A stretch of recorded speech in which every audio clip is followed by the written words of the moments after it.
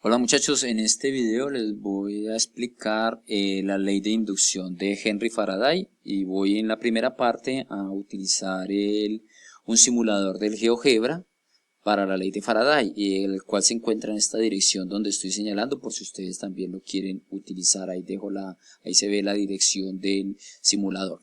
En el simulador ustedes van a encontrar en ese simulador del GeoGebra varias cosas, entre ellas entonces vemos las variables que aparecen en la ley de inducción de Faraday.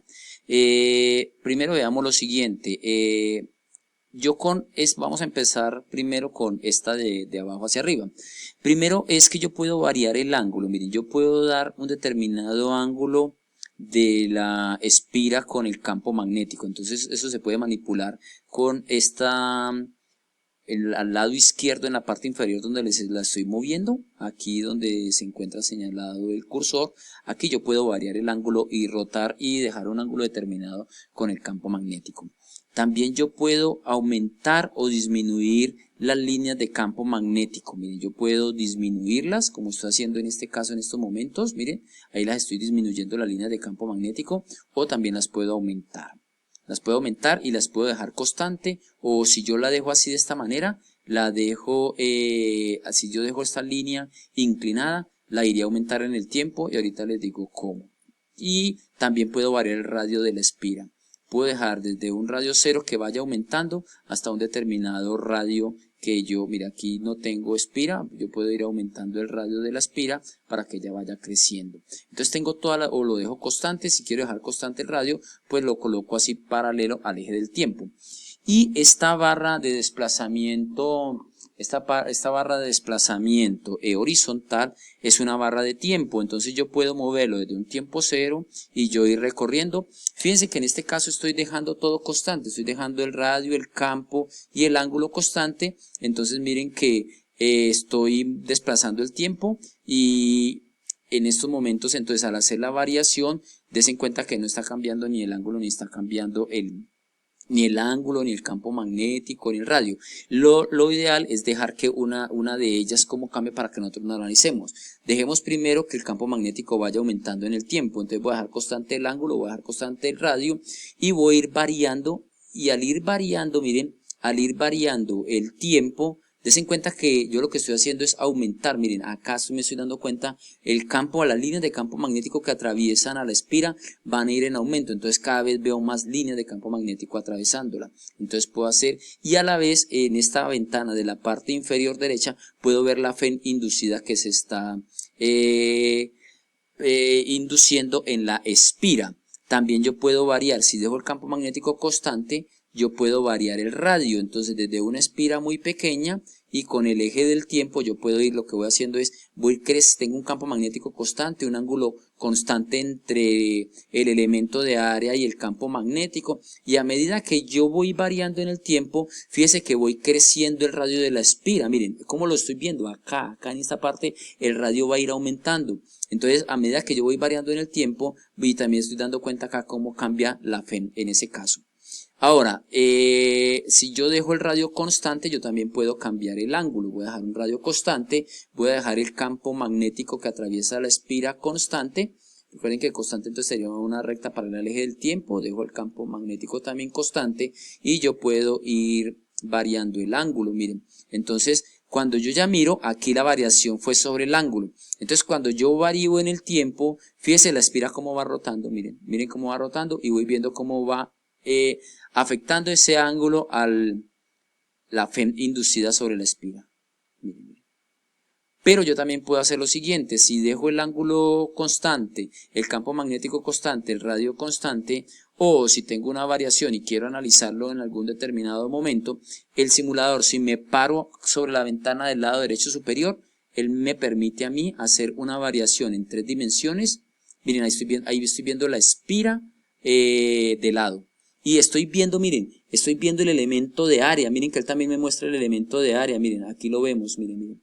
Aquí lo vemos. Lo que pasa es que tendríamos que, para aumentar tendría que aumentar el radio, ¿cierto? Para que se vea mejor. Y aquí ya lo estamos viendo perfecto. Miren, este es el elemento de área con el campo. Este sería el ángulo que me está. Miren que yo aquí puedo ir, si voy rotando la espira, voy cambiando el ángulo que hace él con el campo magnético. Miren, yo lo puedo ir manipulando acá. Miren, aquí hay un ángulo de prácticamente 0 grados. Miren. ¿Por qué sé que es 0? Miren, acá.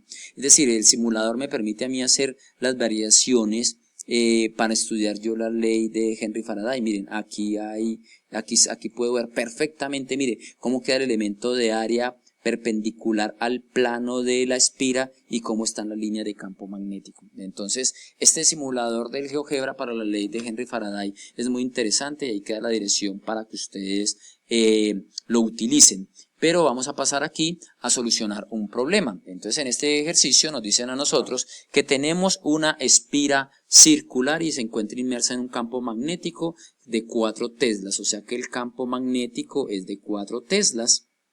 No sabemos la dirección, simplemente que está perpendicular al plano de la espira y que el área crece a una razón de 14 centímetros cuadrados por segundo. Este es la derivada del área con respecto al tiempo. 14 centímetros cuadrados por segundo. Voy a pasar esto al sistema internacional de una vez. Esto es lo mismo que 14 por 10 a la menos 4 metros cuadrados por segundo. Dejémoslo de una vez así. Muy bien, entonces nos piden calcular, nos dan estos dos datos y nos piden calcular la FEN inducida. Y después nos piden calcular la corriente. Muy bien. Esas son las dos preguntas del problema. Recordemos que el flujo magnético es igual al producto escalar entre el campo y el área. Y esto es igual al campo, la magnitud del campo por la magnitud del área, coseno del ángulo comprendido entre el campo y el área. Como nos están diciendo que es perpendicular al plano de la espira, entonces si hago un dibujito, aquí tendré el elemento de área y el campo magnético está atravesando a la espira de esta manera. Entonces el ángulo es de 0 grados. Recuerden que coseno de 0 grados es 1, entonces me queda que el flujo magnético simplemente va a ser el campo por el área. Muy bien, pero como voy a hallar la FEN aplicando la ley de inducción de Henry Faraday, es menos la derivada del flujo magnético con respecto al tiempo. Eso es igual a menos la derivada con respecto al tiempo y el flujo magnético es campo por área. Yo ya aquí quité el producto punto. Entonces esto es igual a menos, el campo sale de la derivada porque es constante y quedaría la derivada del área con respecto al tiempo. En nuestro caso quedaría menos el campo, que es de 4 teslas, por de la derivada del área con respecto al tiempo. La derivada del área con respecto al tiempo es de 14 por 10 a la menos 4 metros cuadrados por segundo. Esto es igual a 4 por 4, 16, llevo una, 4 por 1, 4 y 1, 5, daría menos 56 por 10 a la menos 4 teslas por metro cuadrado sobre segundo. Voy a operar las unidades solamente, entonces quedaría menos 56 por 10 a la menos 4. Entonces veamos qué es un tesla. Recuerden que un tesla es newton sobre amperio por metro. Y me queda aquí metro cuadrado sobre segundo. Este con este se cancela, este metro con este se cancela, quedaría menos 56 por 10 a la menos 4, queda newton por metro sobre amperio por segundo. Operemos nada más las unidades, newton por metro es joule sobre amperio por segundo, pero recuerden que un joule es igual a ¿quién? A un voltio por amperio por segundo sobre amperio por segundo, cancelo segundos con segundos, amperios con amperios y quedan unidades de voltios y esas son las unidades de la FEM, o sea que la FEM da menos 56 por 10 a la menos 4 voltios. Muy bien, hemos contestado la primera pregunta. La pregunta B nos dice nosotros que hallemos la corriente y recordemos que al calcular el valor absoluto de la FEM es igual a ¿quién? A corriente por resistencia. Si quiero hallar la corriente, entonces es módulo de la FEM sobre la resistencia.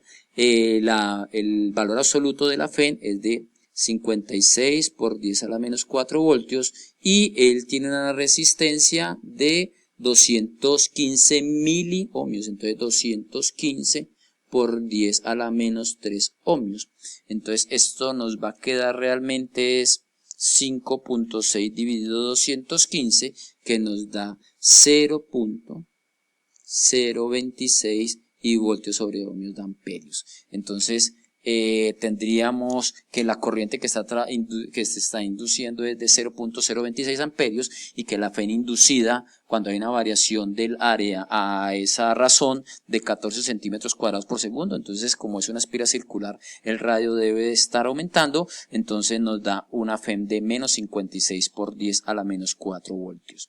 Jóvenes, espero que el simulador les sea de utilidad para entender el concepto de la ley de inducción de Henry Faraday. Recuerden que para que haya FEN inducida puede variar o el campo, o puede variar el área, o puede variar el ángulo, o variaciones de cualquiera de ellas al mismo tiempo, ¿cierto? Pero para que usted, y aquí el simulador también les permite ver cómo es la FEN inducida con respecto al tiempo, cómo sería la gráfica de esa FEN, y recuerden que este es la variación del tiempo para nosotros poder ver cómo está cambiando esas variables de campo magnético. Mira, aquí yo tengo variaciones de todo. Miren, yo que tengo aquí en este momento tengo variaciones de campo, variaciones de radio y variaciones de ángulo. Entonces por eso es que la espiral rota, por eso es que el campo aumenta y por eso es que el radio se va haciendo cada vez más grande. Espero que el video sea de su utilidad para entender el concepto, y aquí en este ejercicio que haya